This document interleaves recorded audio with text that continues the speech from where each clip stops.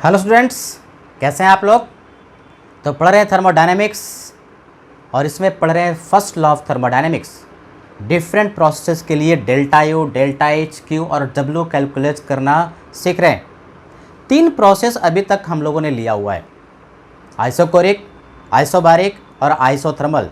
3 different processes के लिए हम लोगों ने delta U, delta H, Q और डब्ल्यू, ये जो 4 पैरामीटर है उसको कैलकुलेट करना सीखा। सिस्टम में आइडियल गैस, स्पेशल केस जिसमें कि केमिकल रिएक्शन नहीं हो रहा, फेज चेंज नहीं हो रहा, तो उसके लिए हम लोग इन 4 पैरामीटर को कैलकुलेट करना सीख रहे हैं।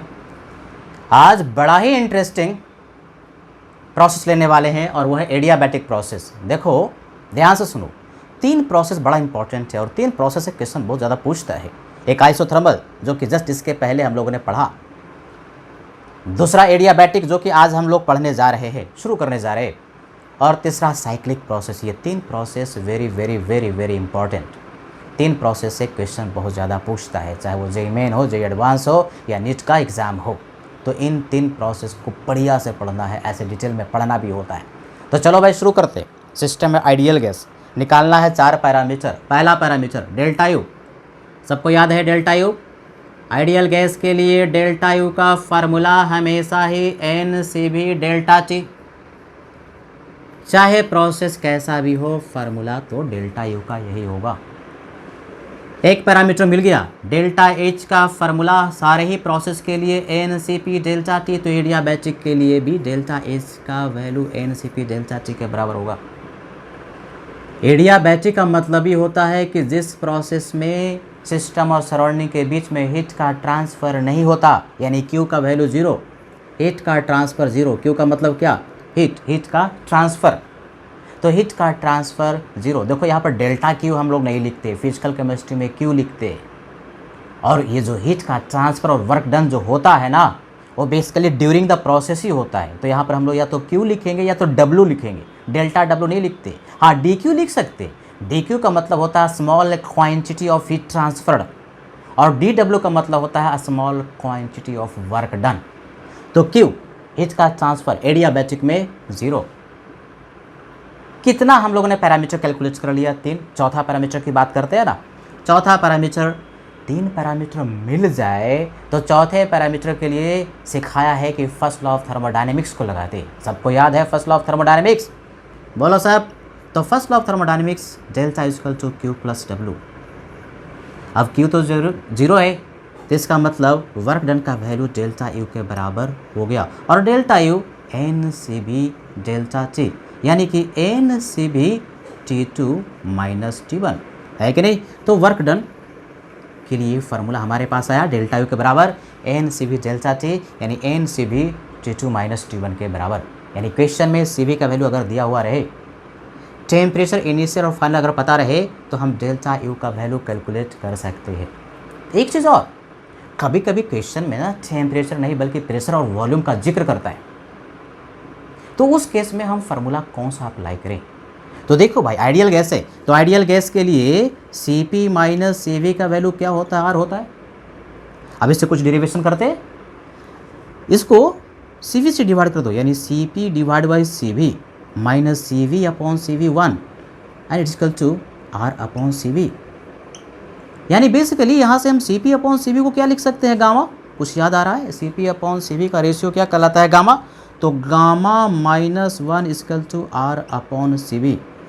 यानी यहाँ से CV का हमारे पास एक फार्मूला आता हुआ दिख रहा है, R अपॉन गामा माइनस 1, यानी CV आइडियल गैस के लिए गामा के फॉर्म में हम इस तरह से लिख सकते हैं। बोलो सब साथ में, बड़ा इंपॉर्टेंट है, वेरी वेरी इंपॉर्टेंट, इसका इस्तेमाल बहुत ज़्यादा होने वाला है। CV equal to R upon gamma minus 1। बोलो सब, जितना भी वीडियो लेक्चर देख रहा है, CV equal to R upon gamma minus 1। तो CV equal to R upon gamma minus 1 का वैल्यू इस फार्मूले में ज़रा पुट करके देखते हैं। देखोगे सब ध्यान से, वर्क डन का जो फार्मूला लिखा गया वो क्या है? NCV। तो CV को लिख सकते हैं R अपॉन गामा माइनस 1, और फिर T2 माइनस T1, यानी basically NRT2 minus NRT1। NRT का मतलब क्या? PV, N R T, P V equal to N R T, यानी N R T two that is equal to P two V two, N R T one that is equal to P one V one and divide by gamma minus one. यानी work done का एक और हमारे पास formula आया। क्या formula आया बोलो साहब? P two V two minus P one V one divide by gamma minus one, P two V two minus P one V one divide by gamma minus one. यानी वर्क डन के लिए हमारे पास दो formula आ रहा है, एक temperature के respect में और दूसरा प्रेशर वॉल्यूम के रिस्पेक्ट में। सर कौन सा फार्मूला इस्तेमाल करेंगे? डेटा पर डिपेंड करेगा। प्रेशर वॉल्यूम की बात करेगा तो ये वाला फार्मूला इस्तेमाल कर लेंगे, और यदि टेम्परेचर की बात करेगा, T1 T2 की बात करेगा तो ये N C V delta T या N C V T2 minus T1 हम यूज़ कर लेंगे। डिपेंड करता है कि डेटा क्या दिया हुआ है। तो दोनों ही फार्मूला, बोथ फार्मूला, ये फार्मूला और ये फार्मूला हम रिवर्सिबल के लिए भी इस्तेमाल कर सकते हैं और इरिवर्सिबल के लिए अभी तो हमने कुछ बोला ही नहीं कि कौन सा फार्मूला किसके लिए होगा। यानी बेसिकली इरिवर्सिबल एडियाबैटिक के लिए ये फार्मूला यूज होगा और रिवर्सिबल के लिए भी यही वाला फार्मूला इस्तेमाल होगा। सिमिलरली वर्क डन का ये जो फार्मूला हम लोगों ने पढ़ा, रिवर्सिबल के लिए भी यही वाला फार्मूला और इरिवर्सिबल के लिए भी यही वाला फार्मूला। अर्थात दो फार्मूला वर्क डन का N C V delta T या P two V two minus P one V one divide by gamma minus one adiabatic process के लिए इस्तेमाल होगा इरिस्पेक्टिव। इससे कोई मतलब नहीं रखता कि वो जो प्रोसेस है रिवर्सिबल है कि इरिवर्सिबल।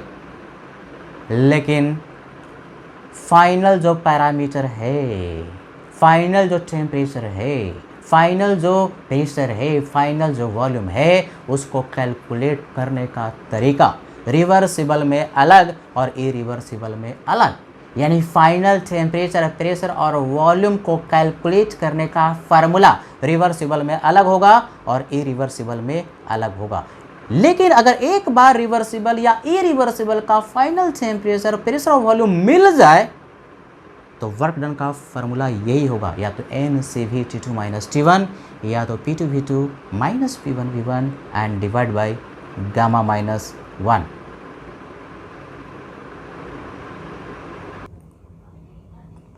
तो जैसा कि मैंने बताया कि अगर प्रोसेस रिवर्सिबल है और इरिवर्सिबल है तो फाइनल जो टेम्परेचर है, प्रेशर है या वॉल्यूम जो है उसको कैलकुलेट करने का तरीका अलग, फार्मूला अलग।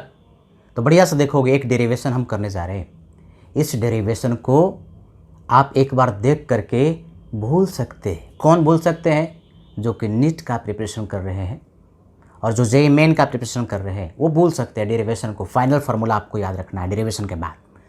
लेकिन जो आईआईटी एडवांस के लिए भी प्रिपेयर करना चाहते हैं उनको डेरिवेशन भी बढ़िया से देखना पड़ेगा, क्योंकि बेसिक डेरिवेशन पर भी क्वेश्चन पूछ देता है आईआईटी एडवांस में, है ना।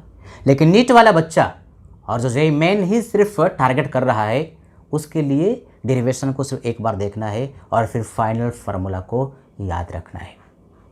तो हम लोग फाइनल टेम्परेचर, प्रेशर और वॉल्यूम कैलकुलेट करना पहले सीखेंगे। एडियाबैटिक प्रोसेस होगा, लेकिन कैसा? रिवर्सिबल। देखो भाई शॉर्ट फॉर्म में लिख रहे हैं, आर भी का मतलब रिवर्सिबल, एडिया का मतलब एडियाबैटिक, यानी रिवर्सिबल एडियाबैटिक प्रोसेस के लिए हम लोग फाइनल टेम्परेचर, प्रेशर और वॉल्यूम कैलकुलेट करना सीखेंगे। आइडियल गैस है तो D equal to D W, अभी तो हम लोग पढ़े ना फर्स्ट लॉ ऑफ थर्मोडायनेमिक्स के अनुसार delta equal to work done के बराबर होगा डब्ल्यू। तो D equal to D W कहाँ पर? एडियाबैटिक प्रोसेस के लिए। तो डी डब्ल्यू इक्वल टू क्या? Minus P D V. ये D W minus P D V के बराबर तो होता ही है, तो हम लोगों ने पढ़ा था। लेकिन सर आपने पढ़ाया था कि minus P external D V होता है, लेकिन प्रोसेस कैसा? रिवर्सिबल। तो रिवर्सिबल के लिए इंटरनल प्रेशर और एक्सटर्नल प्रेशर लगभग बराबर होता है। यानी ये जो पी है वो गैस के प्रेशर के बराबर हम कर सकते हैं। कब? जबकि प्रोसेस कैसा है? रिवर्सिबल। इंटरनल और एक्सटर्नल प्रेशर दोनों बराबर होगा।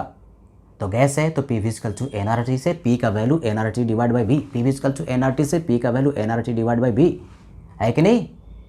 क्या ये इरिवर्सिबल के लिए डायरेक्टली लिख सकते थे? नहीं। किसके लिए लिख रहे हैं? रिवर्सिबल के लिए। प्रोसेस हमारा रिवर्सिबल है। तो N C B D T delta U, N C B delta T, तो D V equal to N C B D T, differential है, यहाँ पर डिफरेंशियल है N C B D T, तो minus N R T divide by V D V. अब C B, अभी एक फार्मूला जस्ट पढ़ाया, क्या? C B equal to R upon gamma minus one put कर दिया यहाँ पर। अब बड़ा इंटरेस्टिंग, ये एन आर क्या हो गया? कैंसिल हो गया। फिर वेरिएबल को सेपरेट कर दिया, टेम्परेचर वाले को एक साथ और वॉल्यूम वाले को एक साथ, गामा तो कांस्टेंट है। तो L N T D T upon T को इंटीग्रेट करेंगे तो L N T, D V upon V को इंटीग्रेट करेंगे तो एल एन वी, और ये माइनस राइट हैंड साइड में था, लेफ्ट हैंड साइड में आएगा तो क्या हो जाएगा प्लस, यानी राइट वाले को भी इंटीग्रेट करके हमने यहाँ पर लेफ्ट में ले आया। बेसिकली क्या किए, इसको इंटीग्रेट कर दिया और इसको भी क्या कर दिए, इंटीग्रेट कर दिए। तो इंटीग्रेट करने पर L N T plus gamma minus one and L N V and equal to, ये इनडेफिनिट इंटीग्रेशन है, यहाँ पर हमने कुछ वैल्यू पुट नहीं किया, डेफिनिट नहीं है, लिमिट नहीं रखा अभी तक। तो इनडेफिनिट इंटीग्रेशन में ना एक कांस्टेंट आता है, तो कांस्टेंट के बराबर कर दिया। अब थोड़ा लॉग का पैरामीटर लगा लेते, एल एन टी इसको एक्स कह लो, और ये गामा माइनस वन यहाँ से हटाना चाहे तो भी का पावर क्या हो जाएगा, गामा माइनस वन, यानी basically L N T and plus L N V का पावर गामा माइनस वन। तो बी का पावर गामा माइनस वन अगर बी है और टी अगर ए है तो L N A plus L N A B के बराबर होता है। यानी बेसिकली इसको लिख सकते हैं मैथमेटिकली, जिनको बढ़िया से मैथ्स का नॉलेज है, L N temperature multiplied by volume का power gamma minus one is equal to constant. अरे भाई ये पूरा वैल्यू कांस्टेंट होगा, अर्थात इसका वैल्यू भी कांस्टेंट होना चाहिए। तो ये वाला वैल्यू भी क्या होगा, कांस्टेंट, यानी टेम्परेचर का पावर वन, वॉल्यूम का power gamma minus one. Gamma याद है क्या होता है, Poisson ratio, CP upon CV, it is equal to constant. अब ये तीन महासूत्र आने वाला है। एक फार्मूला तो रिवर्सिबल एडियाबैटिक प्रोसेस के लिए ही हुआ, टेम्परेचर एंड वॉल्यूम का power gamma minus one is equal to constant, पहला फार्मूला। अब इसी टेम्परेचर को, चूंकि आइडियल गैस है, इसमें हम प्रेशर में चेंज करना चाहें, सर ये कैसे कर दिए, पी का पावर वन, वी का power gamma is equal to constant. आपको डेरिवेशन से तो ए आया, ये कैसे लिख दिए, भगवान ने दिमाग दिया है, इस्तेमाल करके आप भी इस्तेमाल करो।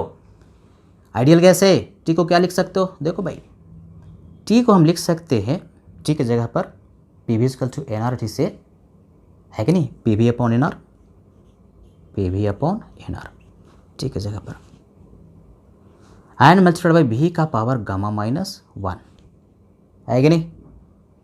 तो एन तो कांस्टेंट है, आर तो कांस्टेंट है, तो एन और आर कांस्टेंट हो गया। तो पी का पावर देखो वन, पी का पावर वन और वी का पावर गामा माइनस वन, यानी ये प्लस वन, यानी भी का power gamma is equal to क्या हो गया, कांस्टेंट, क्योंकि एन आर और कांस्टेंट मिल करके क्या हो जाएगा, कांस्टेंट। तो ऐसे आ जाता है। सिमिलरली यदि आप वॉल्यूम के जगह पर प्रेशर पुट करेंगे तो ये वाला फार्मूला आ जाएगा। यानी बेसिकली आप अपने से भी चेक कर सकते हैं, ये फार्मूला डिराइव किया और P V equal to N R T से दूसरा भी आ सकता है और तीसरा भी आ सकता है। ये तीन फार्मूला महासूत्र है, सूत्रों का सूत्र रिवर्सिबल प्रोसेस के लिए। ये तीन फार्मूला बढ़िया से याद कर लेना है भाई। ये तीन फार्मूला अगर नहीं याद तो आपका रिवर्सिबल एडियाबैटिक प्रोसेस का क्वेश्चन सॉल्व नहीं होगा। फिजिक्स में सिर्फ रिवर्सिबल ही पढ़ना रहता है, इसलिए यही तीनों फार्मूला तुमको बार बार फिजिक्स में नजर आएगा। इरिवर्सिबल तो वहाँ पर है ही नहीं, इरिवर्सिबल तो यहाँ पर हम पढ़ा रहे हैं, फिजिकल केमिस्ट्री में पढ़ना है। तो ये तीन फार्मूला अप्लाइड दिमाग में रखना है। ओनली फोर, क्या लिख रहे हैं, ओनली फोर, किस प्रोसेस के लिए, एडियाबैटिक तो है लेकिन रिवर्सिबल एडियाबैटिक प्रोसेस। ध्यान रहे इरिवर्सिबल के लिए फाइनल टेम्परेचर कैलकुलेट करने का फार्मूला अलग होगा, जो कि इसके बाद पढ़ाएंगे। ये तीन फार्मूला, पहला, दूसरा, तीसरा, एकदम कंठस्थ याद रखना पड़ेगा। क्वेश्चन में कह दिया कि रिवर्सिबल एडियाबैटिक है तो ये तीन फार्मूला दिमाग में आ जाना चाहिए। पहला फार्मूला क्या, बोलो सब, टेम्परेचर वॉल्यूम वाला, टी भी का power gamma minus one equal to constant. ध्यान रहे टी का पावर वन है और वी का power gamma minus one equal to constant. Pressure का पावर वन, वॉल्यूम का power gamma equal to constant. Temperature का पावर गामा, प्रेशर का power one minus gamma equal to constant. Sir आप तीन formula लिख दिए, किस फार्मूला को इस्तेमाल करेंगे, डेटा पर डिपेंड करेगा ना। अगर डेटा में, क्वेश्चन में डेटा अगर टेम्परेचर वॉल्यूम की बात करेगा तो पहला वाला फार्मूला, प्रेशर वॉल्यूम की बात करेगा तो दूसरा वाला फार्मूला, और क्वेश्चन में यदि टेम्परेचर और प्रेशर की बात कर रहा होगा तो तीसरा वाला फार्मूला हम यूज कर लेंगे। यानी कि डेटा को देख करके तीनों फार्मूला में से हम सेलेक्ट करेंगे कि किन दो डेटा के बारे में इंफॉर्मेशन क्वेश्चन में दिया है, उस फार्मूले को इस्तेमाल करेंगे। इसका अर्थ क्या हुआ सर, कैसे इस्तेमाल करेंगे, इसका अर्थ बच्चों ये हुआ कि P V gamma equal to constant, मतलब P1 V1 का power gamma equal to P2 V2 का पावर गामा। अगर प्रेशर वॉल्यूम की बात करेगा P1 दिया रहेगा, V1 पता रहेगा, P2 अगर पता है तो V2 यहाँ से हम पता कर सकते हैं। अगर गैस के बारे में जानकारी है तो गामा भी पता है। सिमिलरली सर इसका अर्थ क्या हुआ, इस फार्मूले को कैसे इस्तेमाल करेंगे टीवी वाला, तो क्या फार्मूला है, टी गामा माइनस 1। एक बार और लिखो, टी गामा माइनस 1 इसका पावर। तो initial value of T1 V1 का power gamma minus 1, final value that is T2 and V2 का पावर गामा माइनस 1। इसका अर्थ ये हुआ, यानी T1 का वैल्यू दिया रहेगा, V1 और V2 दिया रहेगा, गामा आपको पता है, तो यहाँ से फाइनल टेम्परेचर कैलकुलेट कर लेंगे। और एक बार फाइनल टेम्परेचर कैलकुलेट हो गया तो वर्क डन का formula NCV T2 minus T1 हम लगा देंगे। सिमिलरली तीसरा वाला फार्मूला एक बार लिख लो, क्या फार्मूला है, T का पावर गामा एंड P का पावर 1 माइनस गामा। दो बार लिखो, T का पावर गामा एंड P का पावर 1 माइनस गामा। इनिशियल और फाइनल जो वैल्यू है वो बराबर होगा, यहाँ 1 1 और यहाँ पर 2 2, यानी T1 का पावर गामा, P1 का power 1 minus gamma is equal to T2 का पावर गामा एंड P2 का पावर 1 माइनस गामा। ये तीन फार्मूला कंठस्थ बार बार लिख करके दिमाग में घुमा करके याद हो जाना चाहिए। बहुत बच्चों को रहता है सर फार्मूला इतने सारे होते जा रहे हैं कि याद कैसे रखे। दिमाग की एक टेंडेंसी है कि अगर एक आध बार आप रिवाइज करते हैं तो उसको भूलता है, लेकिन फार्मूले को या किसी भी बात को बार बार आप रिवाइज करते हैं तो वो दिमाग से नहीं जाता। Top of the mind recall इसको कहते हैं। जिस बात को, जिस चीज़ को आप जितनी बार रिवाइज करते हैं वो आपके दिमाग में बैठ जाता है, फिर दिमाग रेसिस्ट नहीं करता। आप दिमाग, जैसे दुकान में आप जाते हैं और आपको ठंडा चाहिए तो कोका कोला का नाम लेते हो, पेप्सी का नाम लेते हो, क्यों, क्योंकि इतना पॉपुलर है, इतना बार एडवर्टीजमेंट इसका टीवी पर इधर उधर आ चुका है कि आपके दिमाग में छप गया है, इतनी बार रिवाइज हो चुका है। यानी revision is the key, revision is the only key. You have to revise again and again. Formula को लिखो, बार बार लिखो, दिमाग में रखो। सर लास्ट टाइम आ गया फार्मूला तो याद ही नहीं, क्योंकि फार्मूला को आपने दिमाग में बार बार घुमाया नहीं। बार बार लिखो, फेंको, फाड़ो, फिर लिखो, फिर दिमाग में रखो, फिर प्रैक्टिस से फार्मूला बार बार न्यूमेरिकल करते करते फार्मूला भी याद हो जाता है। तो फार्मूला तो याद करके आपको एग्जाम में जाना ही पड़ेगा ना। कॉन्सेप्ट सर सब क्लियर था, फार्मूला, अरे भाई कॉन्सेप्ट क्लियर था, फार्मूला नहीं याद था तो कॉन्सेप्ट किस बात का कॉन्सेप्ट। फार्मूला बढ़िया से याद रखना जरूरी है और कॉन्सेप्ट तो क्लियर होना ही होना चाहिए, है कि नहीं। तो इसका इस्तेमाल हम लोग अभी सीखेंगे, लेकिन इसके बाद ये तो हुआ रिवर्सिबल एडियाबैटिक प्रोसेस के लिए हम लोग फाइनल पैरामीटर टेम्परेचर, वॉल्यूम और प्रेशर कैलकुलेट करना सीख रहे हैं। लेकिन इरिवर्सिबल में ये तीनों फार्मूला जो डिराइव किए वो एप्लीकेबल नहीं है। इरिवर्सिबल एडियाबैटिक के लिए final temperature, final parameter calculate करने का फार्मूला डिफरेंट होगा, को हम लोग अब सीखेंगे। तो अब हम लोग सीखेंगे कि final temperature irreversible adiabatic process में किस तरह से कैलकुलेट करें, क्योंकि रिवर्सिबल में फाइनल टेम्परेचर कैलकुलेट करने का फार्मूला अलग था और इरिवर्सिबल एडियाबैटिक प्रोसेस में फाइनल टेम्परेचर कैलकुलेट करने का फार्मूला अलग होगा। ये फाइनल टेम्परेचर हम क्यों कैलकुलेट करना चाहते हैं? फाइनल टेम्परेचर यदि आपने कैलकुलेट कर लिया तो delta U it is equal to N C P delta T है, तो डेल्टा यू भी मिल जाएगा। Delta H is equal to N C P delta T है, तो डेल्टा एच भी कैलकुलेट करने के लिए फाइनल टेम्परेचर हमें चाहिए और वर्क डन कैलकुलेट करने के लिए भी हमें फाइनल टेम्परेचर की रिक्वायरमेंट होगी। और वर्क डन है क्या एडियाबैटिक के लिए, N C B delta T. तो जो सूत्र पहले बताया था कि इरिवर्सिबल प्रोसेस में एक्सटर्नल प्रेशर को कांस्टेंट रखा जाता है, तो वर्क डन कैलकुलेट यदि करना है एडियाबैटिक प्रोसेस के लिए तो एक फार्मूला तो है ही है कि एक्सटर्नल प्रेशर यदि कांस्टेंट होता है तो वर्क डन का formula minus P external V2 minus V1 है कि नहीं। ये हमेशा ही एप्लीकेबल है जबकि प्रोसेस इरिवर्सिबल होगा, लेकिन इरिवर्सिबल के साथ साथ यह जो प्रोसेस है वो एडियाबैटिक है। तो एडियाबैटिक प्रोसेस के लिए work done N C B delta T होता है। डेरिवेशन बढ़िया से देखोगे, N C B delta T का मतलब T2 माइनस T1, यही T2 हमें कैलकुलेट करना है। माइनस पी एक्सटर्नल, यदि इनिशियल और फाइनल वॉल्यूम आपके पास उपलब्ध है तो इनिशियल वॉल्यूम, फाइनल वॉल्यूम पता है, T1 यदि पता है, CV अगर पता है, नंबर ऑफ मोल पता है, तो T2 का वैल्यू इसी फार्मूले से आपको कैलकुलेट हो जाएगा। लेकिन यदि क्वेश्चन में टेम्परेचर और प्रेशर की बात कर रहा है तो आइडियल गैस है PV इक्वल टू nRT से हम लिख सकते हैं V2 का value V equal to nRT upon P, V equal to nRT upon P। इस फार्मूले को अप्लाई किया, PV इक्वल टू nRT। लेकिन ध्यान रहे ये एडियाबैटिक प्रोसेस है, तो एडियाबैटिक प्रोसेस में टेम्परेचर डिफरेंट होगा। तो इनिशियल वॉल्यूम के लिए जो आपने V1 लिखा तो nRT डिवाइड बाई P, तो ये भी जो वैल्यू होगा वो इनिशियल होगा, यहाँ पर T1 होगा और यहाँ पर P1 होगा। सिमिलरली V2 के लिए nRT, तो कौन सा T? Final temperature, final volume के करस्पॉन्डिंग फाइनल टेम्परेचर, और ये फाइनल प्रेशर P2। यानी बेसिक यदि आपको पता है तो इस फार्मूले को इस तरह से लिख करके ही डायरेक्टली क्वेश्चन को सॉल्व कर सकते हैं। फाइनल फार्मूला जो हम डिराइव करने वाले हैं उसको रटने की जरूरत भी नहीं है। अब चलो आगे बढ़ते हैं। N लिखा, नंबर ऑफ मोल है, CV का वैल्यू सिखाया था जस्ट इसके पहले वाले, CV equal to R upon gamma minus 1, ये पीछे में सिखाया है, इसी लेक्चर में सिखाया। And T2 minus T1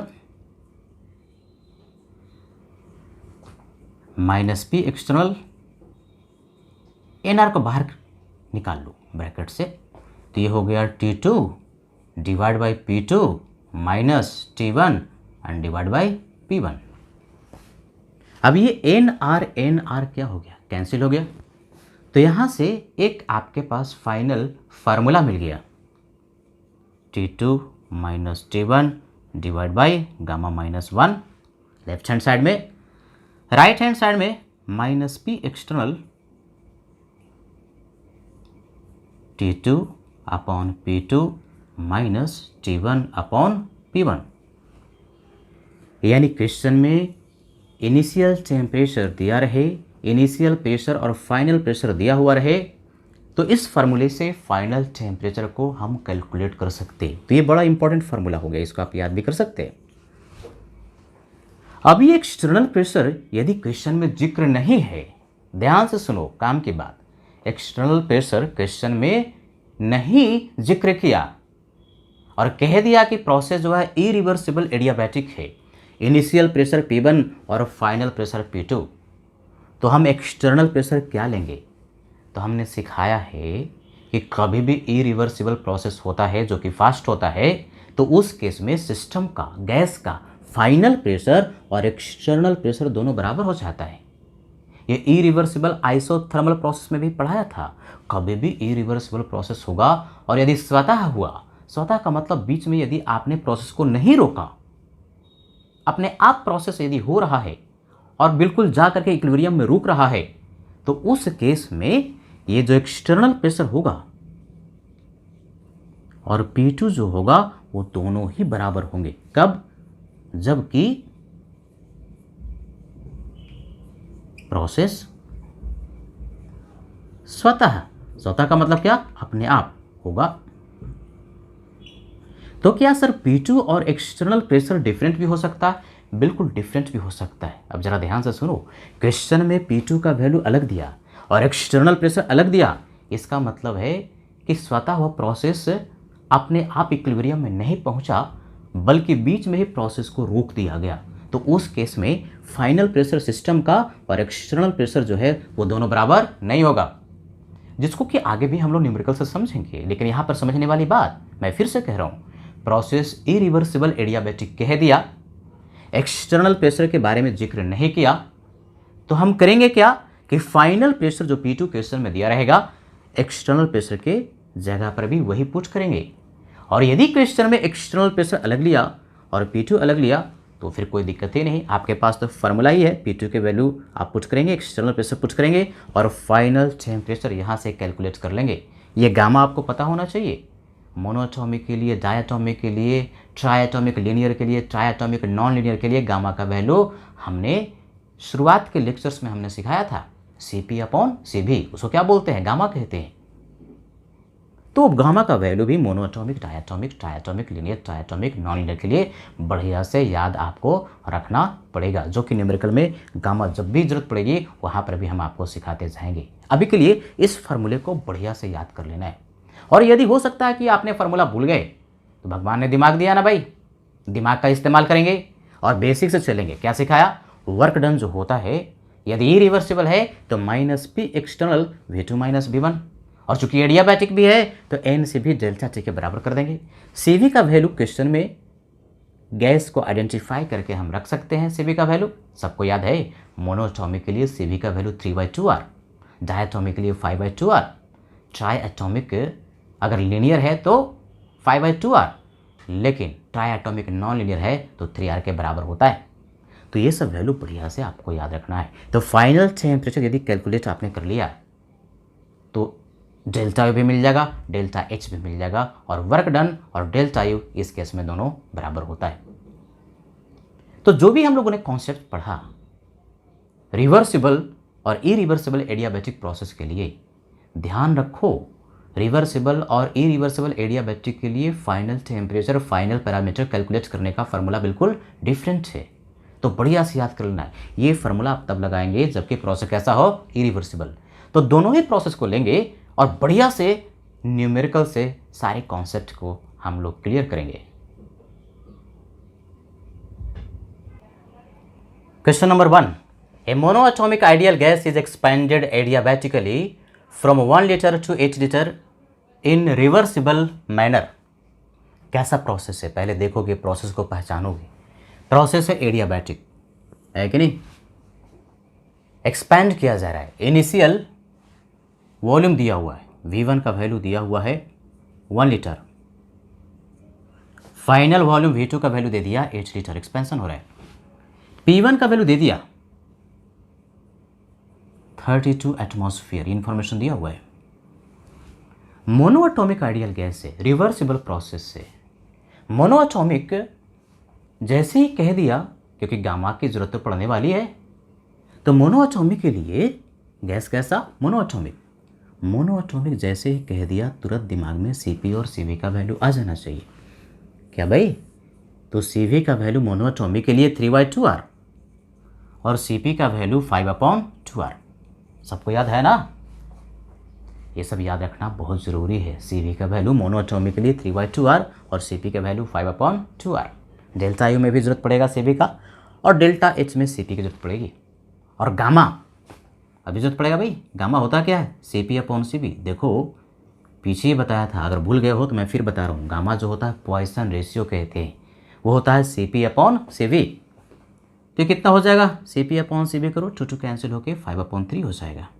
monoatomic के लिए गामा का वैल्यू 5/3। अब क्या क्या कैलकुलेट करना है? Final pressure. जैसे ही रिवर्सिबल एडियाबैटिक कह दिया, ध्यान से सुनो, जैसे ही रिवर्सिबल एडियाबैटिक कह दिया 3 फार्मूला तुरंत दिमाग में आ जाना चाहिए। एक प्रेशर वॉल्यूम वाला, एक प्रेशर और टेम्परेचर वाला, और एक टेम्परेचर और वॉल्यूम वाला। 3 फार्मूला। 3 फार्मूला में से सर कौन सा फार्मूला हम इस्तेमाल करें? तो देखेंगे कि डेटा में किसकी बात कर रहा, किसके बारे में इंफॉर्मेशन दिया हुआ है क्वेश्चन में। तो प्रेशर की बात कर रहा और वॉल्यूम की बात कर रहा। तो प्रेशर और वॉल्यूम वाला जो फार्मूला था वो क्या था? PV gamma equal to constant, है कि नहीं? इसका अर्थ हुआ P1 V1 to the power gamma it is equal to P2 and V2 to the power gamma. इस फार्मूले को इस्तेमाल कर लेंगे। अब यहाँ से इस फार्मूले से आप देख सकते हैं P2 पूछता है तो P2/P1 अगर लिखोगे तो हो जाएगा V1/V2 का पावर गामा। मैथमेटिकली वॉल्यूम को एक साइड कर लिया और प्रेशर को हमने एक साइड कर लिया। अब आपके पास फाइनल प्रेशर नहीं पता, P2 नहीं पता, लेकिन P1 तो क्वेश्चन में दिया हुआ है 32 एटमॉस्फेयर। P1 का वैल्यू 32 एटमॉस्फेयर। इनिशियल वॉल्यूम आपके पास दिया 1 लीटर और final volume is equal to 8 litre. और गामा तो कैलकुलेट कर लिया भाई, कितना? 5/3। तो मैथमेटिकली इसको हम लोग सॉल्व कर सकते हैं। यानी बेसिकली अगर ध्यान से देखो तो P2 एंड डिवाइड बाई 32 हमने इसको लिखा। अब 1/8 को हम क्या लिख सकते हैं? 1/2 का पावर 3। ये बेसिकली 8 जो है वो 2 का पावर 3 है, यानी 1/2 की पावर 3। और इसी का पावर, जिसका अगर मैथ्स बहुत कमज़ोर है, ये इंडिसेस वाला क्वेश्चन नहीं कर पाते, उसको बढ़िया से प्रैक्टिस होना चाहिए। खास करके नीट वाले स्टूडेंट्स जो मेडिकल वाले स्टूडेंट्स हैं उनको बढ़िया से प्रैक्टिस होना चाहिए।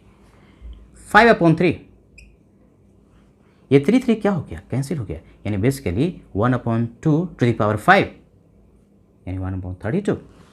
तो 32 कैंसिल होकर के फाइनल प्रेशर, एक पैरामीटर तो क्वेश्चन में जो पूछ रहा हो मिल गया, 1 एटमॉस्फेयर, एक आंसर मिला। फाइनल प्रेशर गैस का 1 एटमॉस्फेयर के बराबर होगा, एक आंसर आया। और क्वेश्चन में क्या पूछ रहा है, क्वेश्चन में पूछ रहा है कि delta U, delta H, Q और डब्ल्यू का वैल्यू कैलकुलेट कीजिए। अब आपके पास फाइनल प्रेशर मिल गया और वर्क डन के लिए एक फार्मूला प्रेशर और वॉल्यूम के रिस्पेक्ट में हमने सिखाया था, उस फार्मूले को याद है, क्या होता है, वर्क डन कहो या डेल्टा यू कहो, दोनों तो बराबर ही होता है। इस केस में एडियाबैटिक में वर्क डन डेल्टा यू के बराबर होता है। और फार्मूला क्या, प्रेशर वॉल्यूम के रिस्पेक्ट में P2V2 minus P1V1 and divide by gamma -1।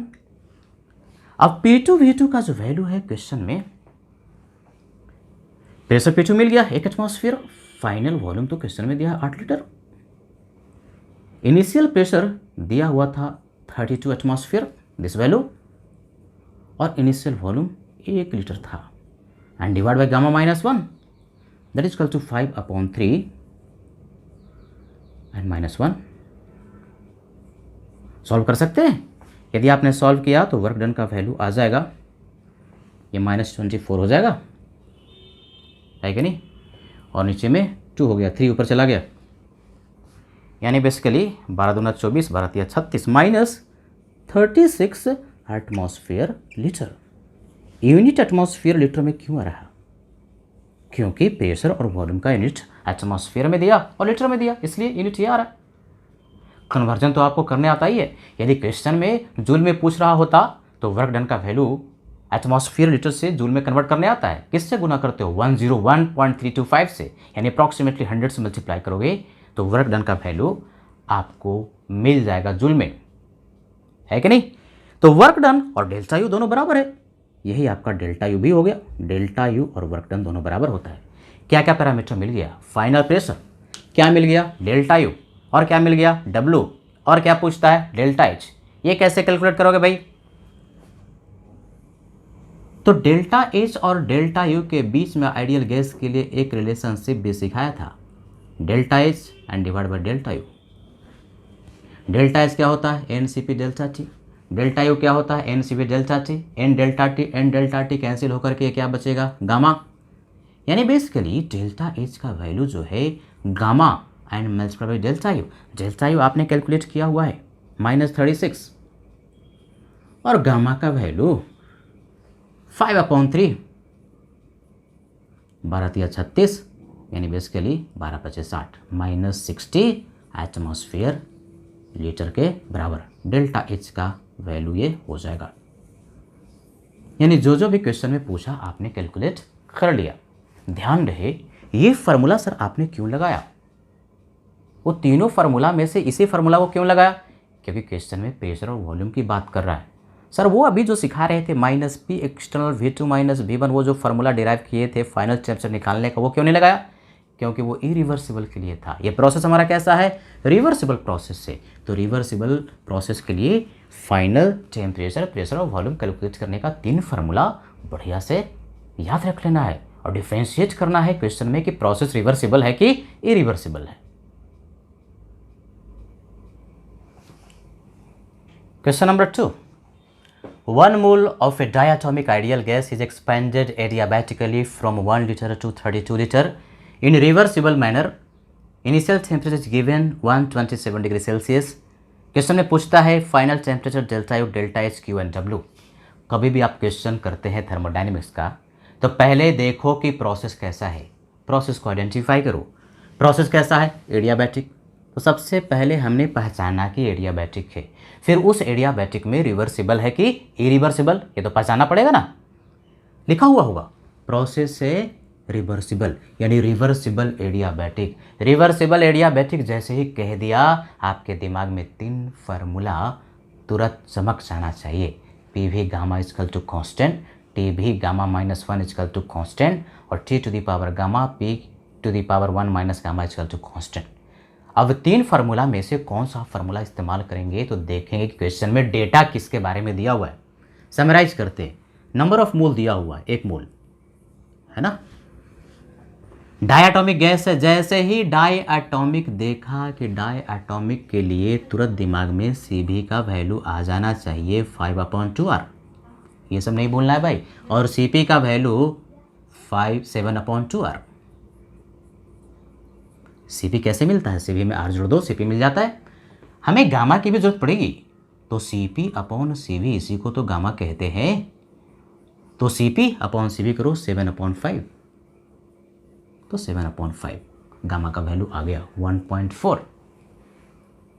और क्या दिया हुआ है? इनिशियल वॉल्यूम दिया हुआ है 1 लीटर के बराबर, फाइनल वॉल्यूम दिया हुआ है 32 लीटर के बराबर। यानी और क्वेश्चन में क्या दिया? टेम्परेचर दिया T1 दिया हुआ है। किस में दिया? डिग्री सेल्सियस में।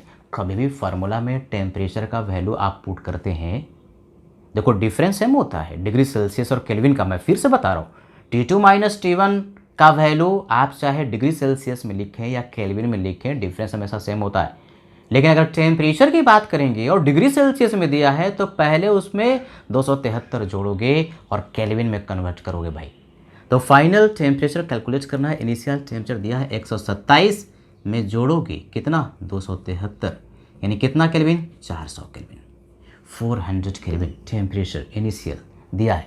पूछता क्या है? Final temperature delta U delta H Q और डब्ल्यू। फाइनल टेम्परेचर यदि मिल गया तो delta U delta H Q और डब्ल्यू तो मिल ही जाएगा। अरे क्यू तो आप ऐसे ही बता सकते हैं। प्रोसेस कैसा? एडियाबैटिक, तो एडियाबैटिक के लिए क्यू का वैल्यू क्या होता है? 0। ये क्या कैलकुलेट करना? एडियाबैटिक जैसे ही कह दिया कि हीट का ट्रांसफर नहीं होता, वो तो बेसिक प्रिंसिपल ही है। इसके पहले वाले भी क्वेश्चन में जो Q कैलकुलेट करना था उसमें Q का वैल्यू कितना होगा? एडियाबैटिक के लिए Q का वैल्यू 0 के बराबर। तो चलो भाई शुरू करते हैं। 3 फार्मूला में से कौन सा फार्मूला इस्तेमाल करेंगे? लगाओ दिमाग। PV वाला कि TP वाला कि VT वाला? वॉल्यूम की बात कर रहा, वॉल्यूम की बात कर रहा, टेम्परेचर की बात कर रहा, तो वॉल्यूम और टेम्परेचर वाला। क्या फार्मूला है? TB gamma minus 1 is equal to constant. TB gamma minus 1 is equal to constant. Initial value और ये फाइनल वैल्यू, यानी बेसिकली गामा माइनस 1 का भी वैल्यू हमें कैलकुलेट करना पड़ेगा। तो निकाल ही लेते हैं। गामा माइनस 1 ये कैसे कैलकुलेट करोगे? तो गामा माइनस 1, गामा पता है 7/5 and minus 1 that is equal to 2/5, घटा दो 2/5। अब इसको रीअरेंज कर लो तो T2/T1 it is equal to V1/V2 का पावर गामा माइनस 1। अब तो सिंपल मैथ से यार कर सकते हो, वेरी इजी। तो T2 का वैल्यू हमें कैलकुलेट करना है, केल्विन में आएगा। T1 का वैल्यू 400 केल्विन आप केल्विन में लिख चुके हैं। इनिशियल वॉल्यूम दिया हुआ है 1 लीटर, फाइनल वॉल्यूम भी मेंशन है 32 लीटर, और गामा माइनस 1 तो निकाला ना 2/5। ये 32 को आप क्या लिख सकते हैं? 2 to the power 5 लिख सकते हैं, सिंपल मैथ्स। ये इंडिसेस वाला बढ़िया से सीख लेना। 2 to the power 5 और इसका पावर भी 2/5। ये 5 क्या होगा? कैंसिल, यानी बेसिकली ये क्या हो गया? 1/4। तो फाइनल टेम्परेचर आपको मिल गया 400/4 यानी 100 केल्विन। केल्विन में आएगा। आपने टेम्परेचर इनिशियल T1 का वैल्यू केल्विन में रखा, T2 का वैल्यू भी केल्विन में ही आएगा। टेम्परेचर को सॉल्व हमेशा केल्विन में ही करते हैं। तो फाइनल टेम्परेचर मिल गया, ये मिल गया तो सब मिल गया। और क्या क्या पूछता है? फाइनल टेम्परेचर यदि आपको मिल गया तो डेल्टा यू का वैल्यू पूछता है। डेल्टा यू और वर्क डन एडियाबैटिक प्रोसेस में बराबर होता है। फार्मूला याद है? NCB delta T, NCB delta T।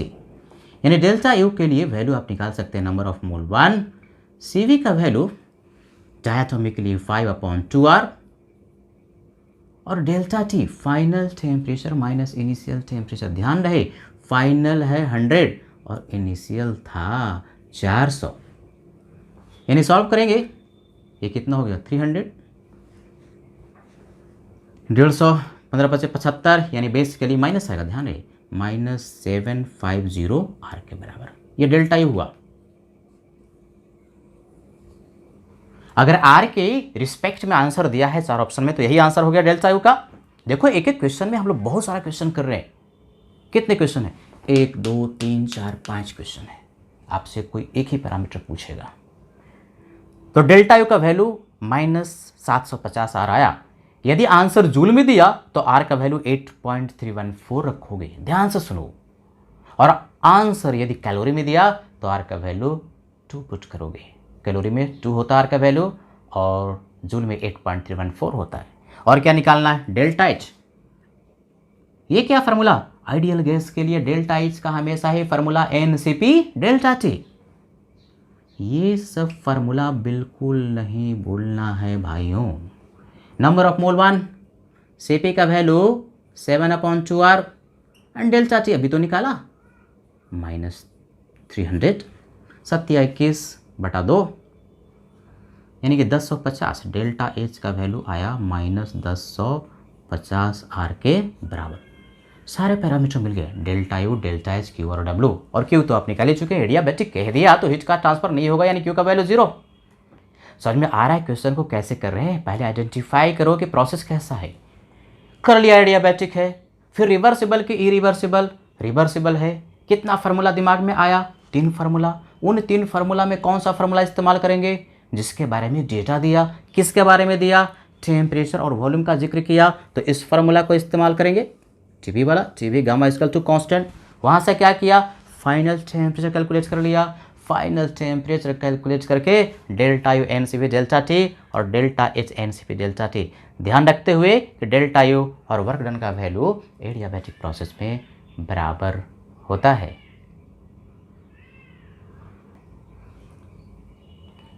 Question number 3, 1 mole of a triatomic non linear ideal gas is expanded adiabatically. Process को पहचान लिया कि एडियाबैटिक है। From 16 ATM to 1 ATM। Pressure की बात करा, इनिशियल प्रेशर दे दिया 16 ATM और एक्सपेंशन के बाद प्रेशर घट करके 1 ATM हो गया। T1 दिया हुआ है, इनिशियल टेम्परेचर गैस का दे दिया 27 डिग्री सेल्सियस। क्या क्या कैलकुलेट करना है? Final temperature, delta U, delta H, Q, W, वही जो 4 पैरामीटर कैलकुलेट करना था वो तो निकालना ही निकालना है। और उसको निकालने के लिए हमें चाहिए फाइनल टेम्परेचर, तो भी कैलकुलेट करना है। If the process is reversible, इस क्वेश्चन नंबर 3 में हम 2 पार्ट लेंगे। पहला पार्ट रिवर्सिबल और दूसरा पार्ट लेंगे इरिवर्सिबल। तो पहले ले रहे हैं रिवर्सिबल प्रोसेस से। तो भाई रिवर्सिबल प्रोसेस है, एडियाबैटिक प्रोसेस है, 3 फार्मूला तो तुरंत दिमाग में आ गया। अब जरा देखते हैं कि डेटा में किसकी बात करा है। Try atomic non linear.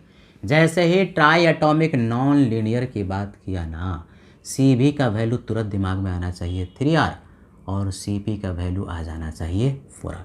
यानी बेसिकली CV मिला कितने के बराबर? 3R और CP मिल गया किसके बराबर? 4R के बराबर। तो गामा मिल जाएगा ना 4/3। Try atomic non linear ideal gas के लिए गामा का वैल्यू याद भी कर लो 4/3, 1.33। और क्या दिया हुआ इन्फॉर्मेशन? P1 का वैल्यू दे दिया 16 एटमॉस्फेयर, P2 का वैल्यू दे दिया 1 एटमॉस्फेयर, फाइनल प्रेशर घट गया। इनिशियल टेम्परेचर T1 का वैल्यू दे दिया, केल्विन में कैलकुलेट कर लो ना भाई, टेम्परेचर को तो केल्विन में ही रखते हैं, temperature must always be in kelvin. कितना जोड़ोगे? 273, यानी बेसिकली 300 केल्विन इनिशियल टेम्परेचर है। फाइनल टेम्परेचर कैलकुलेट करना है। 3 फार्मूला दिमाग में आया, कौन कौन? PV वाला, CV वाला और TP वाला। किसकी बात करा? टेम्परेचर की बात करा। और किसकी बात करा? प्रेशर की। तो तुरंत दिमाग में फार्मूला आ जाना चाहिए, T का पावर गामा, P का power 1 minus gamma equal to constant.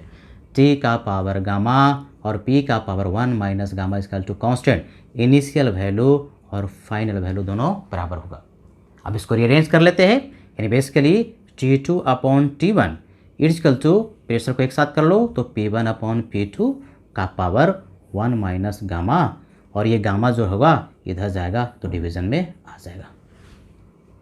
यानी basically 1 minus gamma upon gamma का वैल्यू तो आपको निकालना पड़ेगा ना। 1 माइनस गामा अपॉन गामा यदि हम कैलकुलेट करेंगे तो 1 माइनस 4/3 एंड डिवाइड बाई 4/3, यह आ जाएगा -1/4। अब ये वैल्यू आ गया तो यहाँ पर हम वैल्यू पुट करते हैं। फाइनल टेम्परेचर हमें नहीं पता, इनिशियल पता है 300 केल्विन। P1 पता है 16 एटमॉस्फेयर, P2 पता है 1 एटमॉस्फेयर, इसका power 1 minus gamma divide by gamma, इस वैल्यू को पुट करो -1/4। इंडिसेस का क्वेश्चन बढ़िया से आना चाहिए, बार बार कह रहे हैं। 16 को नीचे करोगे, 1 को ऊपर करोगे तो माइनस से प्लस हो जाएगा। बेस के लिए 1/16 का पावर 1/4, ये 2 का पावर 4 है ना, 4 4 कैंसिल हो जाएगा, यानी 2 का पावर 1, यानी बेसिकली ये आ जाएगा 1/2। तो फाइनल टेम्परेचर कैलकुलेट करके एक पैरामीटर तो आपको मिल गया 300/2 यानी 150 केल्विन। एक आंसर आया, फाइनल टेम्परेचर का वैल्यू 150 केल्विन। एक चीज़ और नोट करते जाओ, एक्सपेंशन हुआ, एडियाबैटिक एक्सपेंशन हुआ, टेम्परेचर घट गया। एडियाबैटिक एक्सपेंशन हुआ, टेम्परेचर घट गया। एडियाबैटिक एक्सपेंशन में टेम्परेचर घटता है, क्यों? थोड़ा दिमाग लगाओगे, भगवान ने दिमाग दिया है। डेल्टा यू और वर्क डन का फार्मूला, वर्क डन सोचो, एक्सपेंशन हो रहा नेगेटिव आना चाहिए, और एनसीवी डेल्टा टी है, तो डेल्टा टी का वैल्यू नेगेटिव होगा तभी तो वर्क डन नेगेटिव होगा। तो डेल्टा टी का वैल्यू नेगेटिव होने के लिए टेम्परेचर को घटना पड़ेगा। तो एडियाबैटिक एक्सपेंशन में टेम्परेचर घटता है, ये हम लिखवाएंगे भी, लेकिन अभी से ही याद करते चलो, ये सब थ्योरी में बहुत पूछता है। 300 केल्विन टेम्परेचर था, जो कि एडियाबैटिक एक्सपेंशन होने के बाद फाइनल टेम्परेचर 150 केल्विन हो गया। तो एक पैरामीटर मिल गया, और क्या पूछता है? डेल्टा यू और वर्क डन। तो डेल्टा यू और वर्क डन दोनों बराबर होता है, फार्मूला बोलो ना, N C B delta T, T2 minus T1, number of mole 1, CV का वैल्यू 3R, और डेल्टा टी फाइनल टेम्परेचर, ध्यान रहे 150 और इनिशियल कितना 300, तो -150 ही होगा। 15×45 यानी बेसिकली डेल्टा यू का वैल्यू -450 R के बराबर हुआ। क्यू तो यहीं से देख सकते हो, क्यू होता क्या है, एडियाबैटिक कह दिया तो क्यू का वैल्यू 0, अलग से क्या निकालना। और क्या पूछा? Delta H. डेल्टा एच के लिए फार्मूला भी एकदम fix, NCP delta T, number of mole 1, CP का वैल्यू ट्राइएटॉमिक नॉन लीनियर के लिए 4R, और डेल्टा टी -150, यानी बेसिकली 15×4 -600R के बराबर। तो सारा पैरामीटर हो गया, यानी बेसिकली हम लोग क्वेश्चन को करने के लिए प्रोसेस को आइडेंटिफाई कर रहे हैं। एडियाबैटिक है, रिवर्सिबल है, 3 फार्मूला दिमाग में आया। 3 फार्मूला में से टेम्परेचर प्रेशर वाला इस्तेमाल क्यों किए? क्योंकि क्वेश्चन में टेम्परेचर और प्रेशर का जिक्र कर रहा है। फाइनल टेम्परेचर कैलकुलेट कर लिया, ये ध्यान में रखते हुए कि ट्राइएटॉमिक नॉन लीनियर के लिए CV और CP का वैल्यू क्या होता है, गामा कैलकुलेट कर लिया। फाइनल टेम्परेचर मिल गया, तो डेल्टा यू और वर्क डन दोनों बराबर होता है, NCP डेल्टा टी, फार्मूला में वैल्यू को पुट किया तो डेल्टा यू भी आ गया, वर्क डन भी आ गया, और डेल्टा एच का वैल्यू भी आ गया। क्वेश्चन नंबर 3 का ही बी पार्ट, क्वेश्चन वही है, लेकिन कहता है ये जो पूरा प्रोसेस हो रहा है, यदि इरिवर्सिबली होता, रिवर्सिबल नहीं, इसके जस्ट पहले वाला क्वेश्चन में रिवर्सिबली हुआ, यही यदि प्रोसेस एडियाबैटिक इरिवर्सिबल होता तो delta U, delta H, Q और डब्ल्यू क्या होता। तो यहाँ पर भी फाइनल टेम्परेचर हमें कैलकुलेट करना पड़ेगा इरिवर्सिबल के लिए भी। अब ज़रा ध्यान से सुनो काम की बात, रिवर्सिबल एडियाबैटिक के लिए अलग फार्मूला फाइनल टेम्परेचर कैलकुलेट करने का, और इरिवर्सिबल एडियाबैटिक के लिए फाइनल टेम्परेचर कैलकुलेट करने का फार्मूला बिल्कुल डिफरेंट, और अभी अभी डिराइव किया है, न्यूमेरिकल करने के जस्ट पहले उसी को तो डिराइव किया था। प्रोसेस कैसा? इरिवर्सिबल प्रोसेस, इरिवर्सिबल एडियाबैटिक है। जैसे ही देखा और फाइनल टेम्परेचर निकालना है तो उस फार्मूले को आप याद भी कर सकते। क्या फार्मूला? तो T2 minus T1 divide by gamma -1 equal to -P external. बढ़िया से इसको याद कर लेना, T2 upon P2 minus T1 upon P1। अब T1 हमें पता है, T1 का वैल्यू T2 निकालना है, T1 300 केल्विन, केल्विन में पुट करना है। गामा का वैल्यू यहाँ पर निकाले ही हो 4/3, तो 4/3 एंड -1 किया। एक्सटर्नल प्रेशर क्वेश्चन में नहीं दिया, तो थ्योरी में भी बताया था कि क्वेश्चन में इरिवर्सिबल एडियाबैटिक कह दे, इरिवर्सिबल कह दिया और एक्सटर्नल प्रेशर का जिक्र ना करे और आपको पुट करना है, तो सिस्टम का फाइनल प्रेशर और एक्सटर्नल प्रेशर दोनों बराबर होता है। क्वेश्चन में यदि एक्सटर्नल प्रेशर का जिक्र नहीं किया, इरिवर्सिबल एडियाबैटिक है, तो मानते हैं कि प्रोसेस स्वतः हुआ, स्वतः ही इक्विलिब्रियम तक गया, और उस केस में तब तक एक्सपेंशन होता रहा या तब तक कंप्रेशन होता रहा जब तक कि एक्सटर्नल प्रेशर और P2 दोनों बराबर ना हो जाए। ये दोनों बराबर होना चाहिए, यानी बेसिकली एक्सटर्नल प्रेशर और P2 दोनों बराबर होगा। P2 का वैल्यू 1 एटमॉस्फेयर और यही जो प्रेशर होगा एक्सटर्नल प्रेशर भी होगा भाइयों। ये कॉन्सेप्ट को ध्यान में रखो तभी न्यूमेरिकल होता है। तो external pressure 1 atmosphere, final temperature नहीं पता, P2 भी 1 एटमॉस्फेयर, दोनों बराबर होता है, माइनस T1 पता है 300 केल्विन और P1 16 एटमॉस्फेयर। इसको यदि आप कैलकुलेट करेंगे, कलम कॉपी निकाल के कैलकुलेट कर लेना, 229.68 केल्विन। देखो टेम्परेचर अभी फिर से घट गया, टेम्परेचर अभी फिर से घट गया। कॉन्सेप्ट को भी हम लोग समझते चलते हैं। एडियाबैटिक एक्सपेंशन में टेम्परेचर घटता है, सब बोलो एक साथ, एडियाबैटिक एक्सपेंशन हुआ तो टेम्परेचर घटेगा। कंप्रेशन में क्या होगा सर, वो आगे न्यूमेरिकल में देखेंगे, पहले एक्सपेंशन देख रहे हैं। एडियाबैटिक एक्सपेंशन में टेम्परेचर घटता है। अब एक चीज और देखो, न्यूमेरिकल सेम था, रिवर्सिबल में घट करके 150 केल्विन हुआ था और इरिवर्सिबल में घट करके 229.68 केल्विन हुआ। यानी इरिवर्सिबल का फाइनल टेम्परेचर एक्सपेंशन में, इरिवर्सिबल का फाइनल टेम्परेचर एक्सपेंशन में रिवर्सिबल के फाइनल टेम्परेचर से ज़्यादा है, 229.68 केल्विन बड़ा है 150 केल्विन से। अब T2 मिल गया, और क्या क्या चाहिए, और हमें चाहिए, अब तो बड़ा आसान है, जो चाहिए फटाफट कैलकुलेट कर सकते। डेल्टा यू चाहिए, अरे डेल्टा यू कहो या वर्क डन कहो, दोनों तो सेम ही होता है। Formula N C B delta T. अब देखो ये फार्मूला हम लिख नहीं रहे, सबको याद हो गया। एन का वैल्यू 1, सी बी का वैल्यू 3R और delta T T2 minus T1, 229.68 T2 और T1 है 300 केल्विन। ये क्या आ जाएगा, डेल्टा यू। तो डेल्टा यू और वर्क डन दोनों बराबर होगा।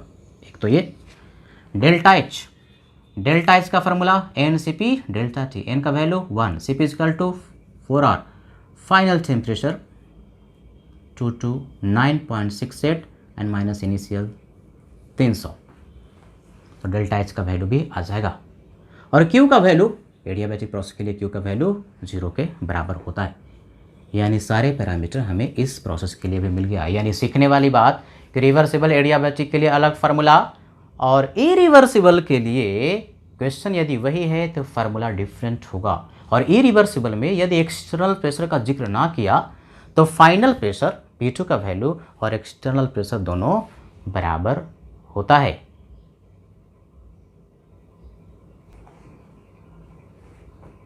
Question number 4, 1 mole of a triatomic non linear ideal gas is compressed adiabatically. Process कैसा, एडियाबैटिकली। ये क्वेश्चन कंप्रेशन का है, इसके पहले वाला क्वेश्चन एक्सपेंशन का था। फ्रॉम 1 atm टू 16 atm, शुरुआत में प्रेशर 1 एटमॉस्फेयर था, कंप्रेस करने के बाद प्रेशर बढ़ करके 16 atm हो गया।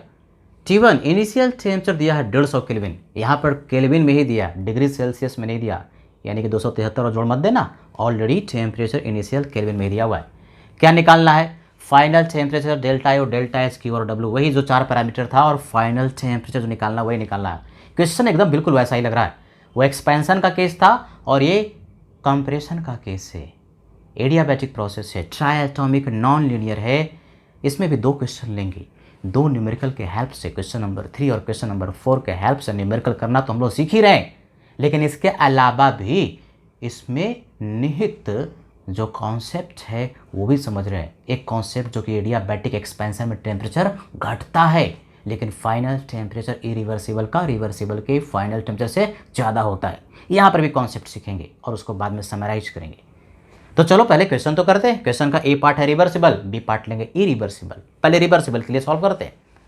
तो CV का वैल्यू 3R, जैसे ट्राइएटॉमिक नॉन लीनियर कह दिया तो वैल्यू मिल गया CV का। CP का वैल्यू बोलो साहब 4R, गामा का वैल्यू CP/CV 4/3, वैसे ही कर रहे। और चूंकि रिवर्सिबल है तो कौन सा फॉर्मूला इस्तेमाल करोगे, वही TB gamma -1 equal to constant. तो TB gamma -1 equal to constant के लिए गामा का वैल्यू हमको मिल गया है। प्रेशर भी दिया हुआ है, इनिशियल प्रेशर जो है वो 1 एटमॉस्फेयर और फाइनल प्रेशर 16 एटमॉस्फेयर के बराबर, ये सब क्वेश्चन में दे दिया। तो चलो फार्मूला कैलकुलेट लगाते हैं। फार्मूला कौन सा इस्तेमाल करेंगे? 3 फार्मूला में से हम फार्मूला जो लगाएंगे प्रेशर और टेम्परेचर वाला, क्योंकि टेम्परेचर का जिक्र किया, इनिशियल टेम्परेचर 150 केल्विन के बराबर है। तो लिखते हैं फार्मूला। अभी लिखे थे, क्या फार्मूला था? T2 and divide by T1। उसी फार्मूले को रिवर्सिबल वाला जस्ट बैक करके देखो, उसी फार्मूले को हम फाइनल फार्मूले के रूप में लिख रहे हैं। T2 upon T1 is equal to P1 upon P2 का power 1 minus gamma and divide by gamma. और 1 minus gamma divide by gamma, इसका वैल्यू भी कैलकुलेट किया था जस्ट इसके पहले वाले क्वेश्चन में, क्योंकि न्यूमेरिकल बिल्कुल वैसा ही है, ट्राई एटॉमिक नॉन लीनियर का ही है। गामा का वैल्यू पुट करेगा तो 1 minus gamma divide by gamma का वैल्यू आ जाएगा -1/4। फाइनल टेम्परेचर नहीं पता, इनिशियल पता है 150 केल्विन, P1 पता है 1 एटमॉस्फेयर और P2 पता है 16 एटमॉस्फेयर, और ये -1/4 कर दिया। ये 16 ऊपर जाएगा तो ये माइनस से क्या हो जाएगा, प्लस हो जाएगा। बेसिकली इसको लिख सकते हैं 1 बटा ऊपर में 16 को हमने कर दिया, 16 को क्या लिख सकते हैं 2/4, सॉरी टू द पावर 4, और इसका पावर 1/4। ये 4 कैंसिल करो, कितना हो गया 2। यानी फाइनल टेम्परेचर 300 केल्विन के बराबर हुआ। रिवर्सिबल में फाइनल टेम्परेचर 150 केल्विन से बढ़ करके 300 केल्विन हो गया।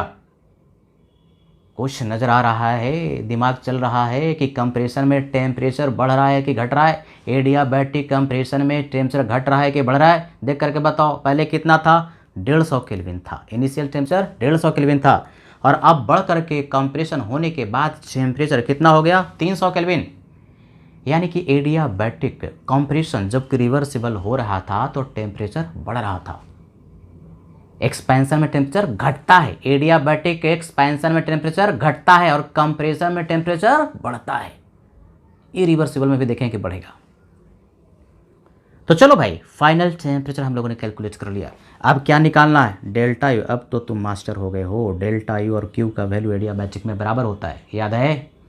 फार्मूला क्या? NCB delta T. अब फार्मूला हम नहीं लिख रहे, कितनी बार हम लिखेंगे? अब तो आपको याद हो जाना चाहिए। डेल्टा यू का फार्मूला बोलो सब, NCB डेल्टा टी। N कितना? 1, CB का वैल्यू 3R, डेल्टा टी के लिए final temperature 300, initial 150।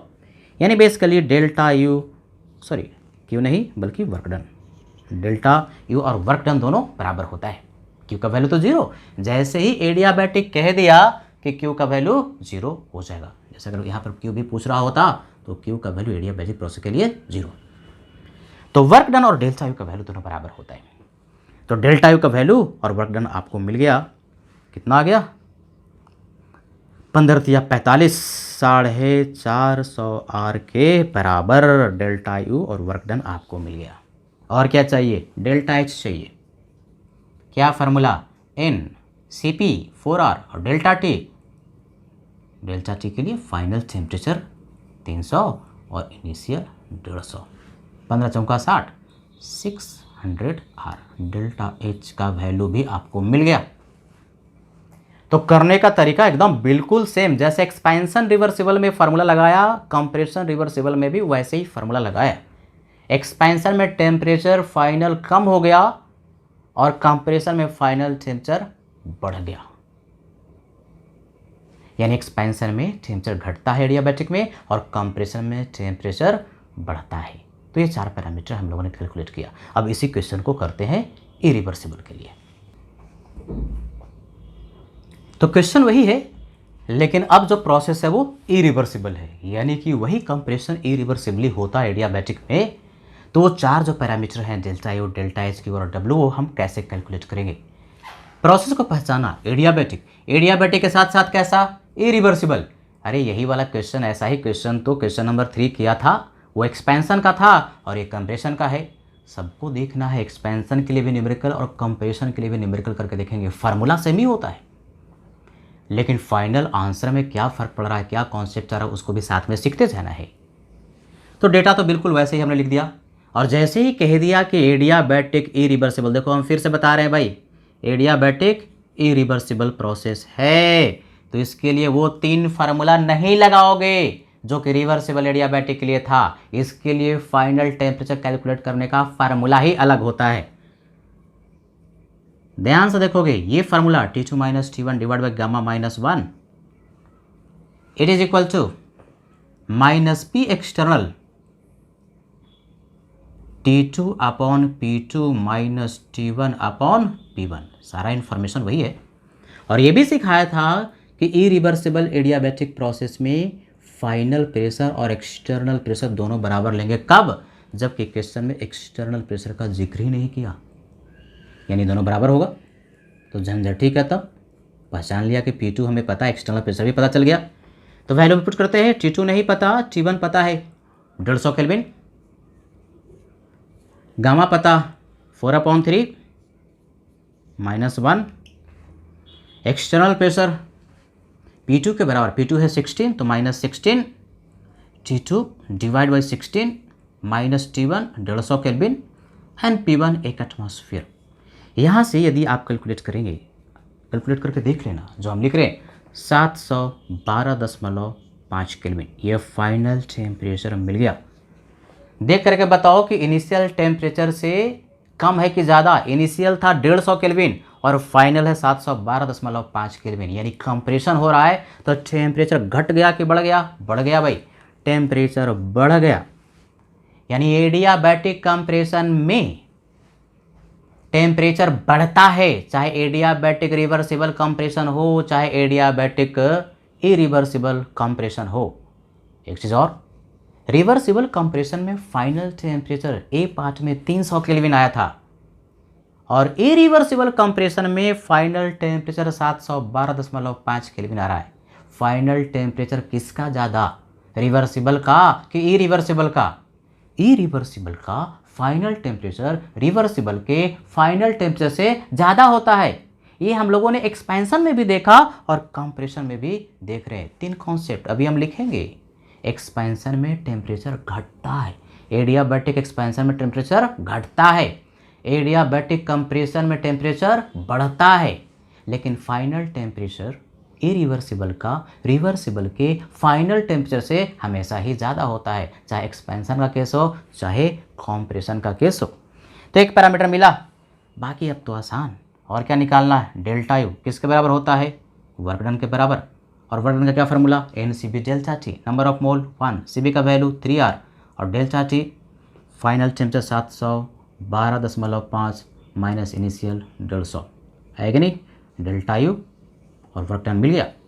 Similarly delta H का formula NCP delta T, N कितना 1, CP 4R, डेल्टा टी यही 712.5 एंड माइनस 150।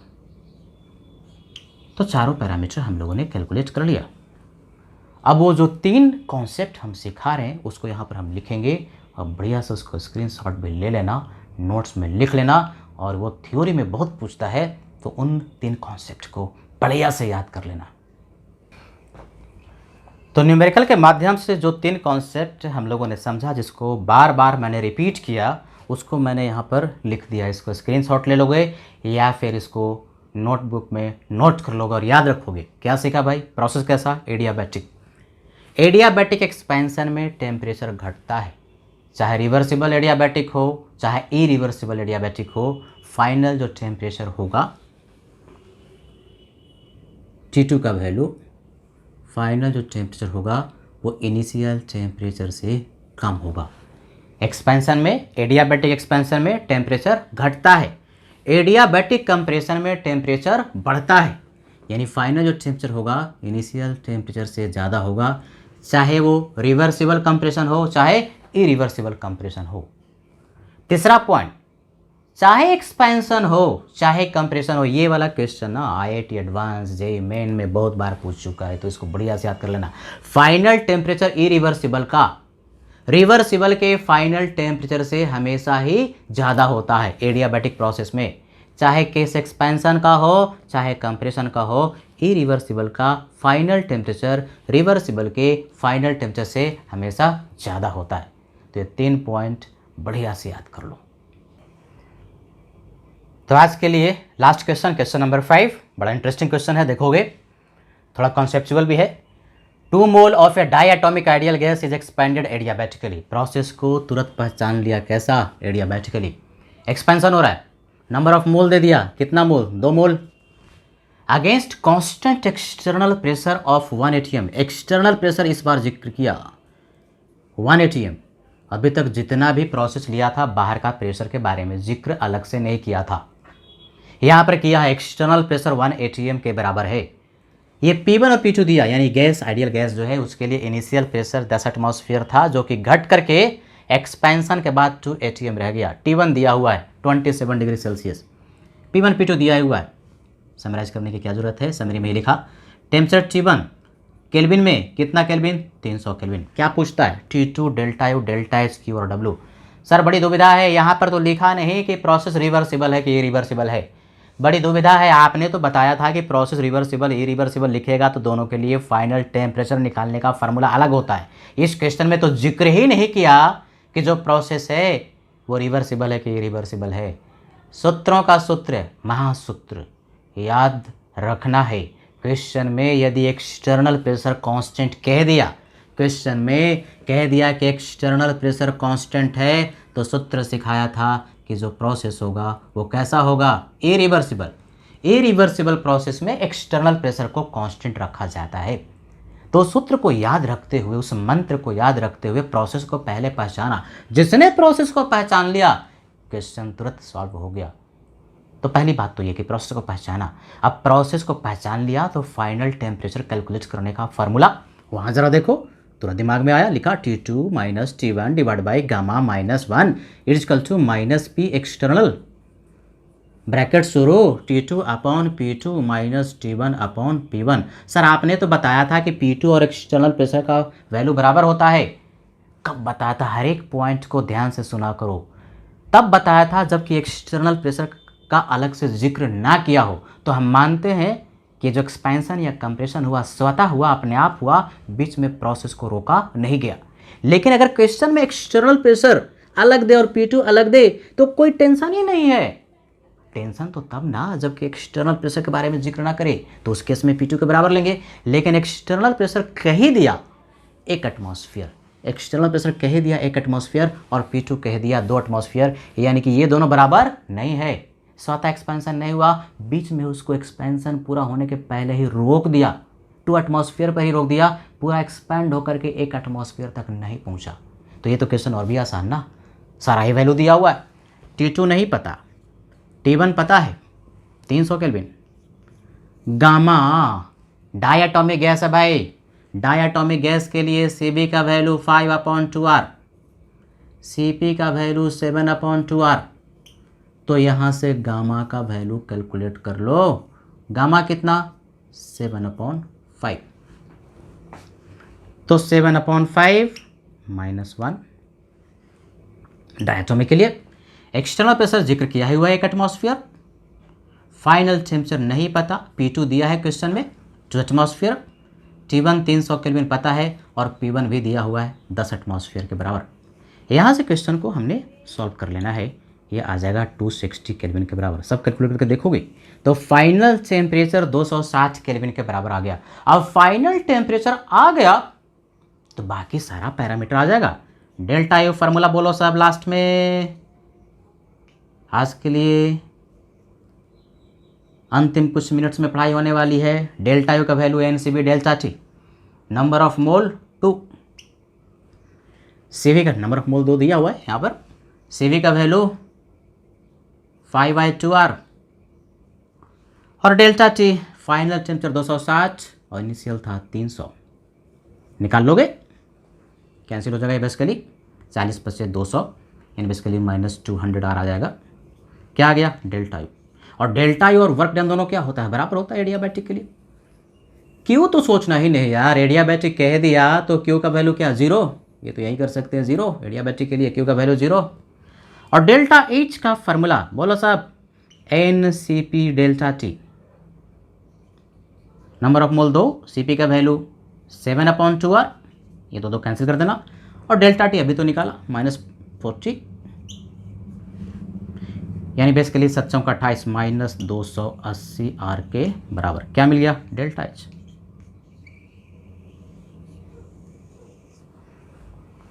है कि नहीं, ये 2 लिखा हुआ है, कैंसिल हो गया।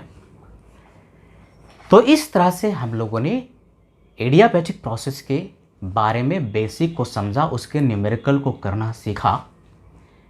आगे वाले क्लास में हम लोग क्या सीखेंगे, जो नेक्स्ट क्लास होगा उसमें हम लोग सीखेंगे कि ये जो एडियाबैटिक प्रोसेस और आइसोथर्मल प्रोसेस हम लोग डिटेल में पढ़े, उनके बीच में ग्राफिकल कंपैरिजन, रिवर्सिबल आइसोथर्मल और रिवर्सिबल एडियाबैटिक प्रोसेस है तो उसको ग्राफिकली हम कैसे कंपेयर करेंगे, फाइनल टेम्परेचर किस में ज़्यादा होता है किस में कम होता है, वर्क डन किस में ज़्यादा होता है किस में कम होता है, एक्सपेंशन का केस अलग होगा, कंप्रेशन का केस अलग होगा। यानी कंपैरिजन पर, एडियाबैटिक और आइसोथर्मल के कंपैरिजन पर क्वेश्चन बहुत ज़्यादा पूछता है। तो आगे वाला लेक्चर जो होने वाला है बड़ा ही महत्वपूर्ण होने वाला है। और क्या पढ़ेंगे, एडियाबैटिक फ्री एक्सपेंशन पढ़ेंगे। तो ये दो टॉपिक जो इम्पोर्टेंट है उसको हम लोग आगे वाला लेक्चर में पढ़ेंगे।